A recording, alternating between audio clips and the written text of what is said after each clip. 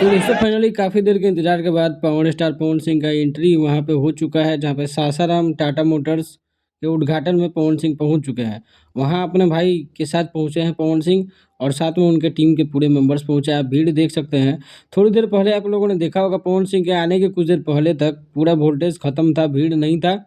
लेकिन जैसे ही पवन सिंह आए हैं, अब देखिए पहले कितना जल्दी लोग वहाँ पे पहुँच गया और इतना कम जगह में इतना ज़्यादा भीड़ उमड़ पड़ा है। और ये खासियत है पवन सिंह का। इसके पहले रांची का स्टेज शो आपको याद होगा, वहाँ भी इसी तरह का हाल हुआ होगा। पवन सिंह जब तक नहीं पहुँचे थे, इतनी ज़्यादा भीड़ वहाँ पे उमड़ पड़ी थी और सेम यहाँ का हाल-चाल है। जगह का अभाव है, लेकिन पवन सिंह के पहुँचते ही इतना ज़्यादा भीड़ और लाइटिंग-वाइटिंग का इंतज़ाम है, इसका मतलब प्रोग्राम रात भर चलने वाला है। लाइटिंग दिन के काम के लिए तो नहीं लगाया जाता है, रात में होगा प्रोग्राम तभी तो लगाया गया है ना। तो चैनल को सब्सक्राइब कीजिएगा, बहुत सारा वीडियो अच्छा-अच्छा आएगा देखने को। मिलते हैं अगले वीडियो में।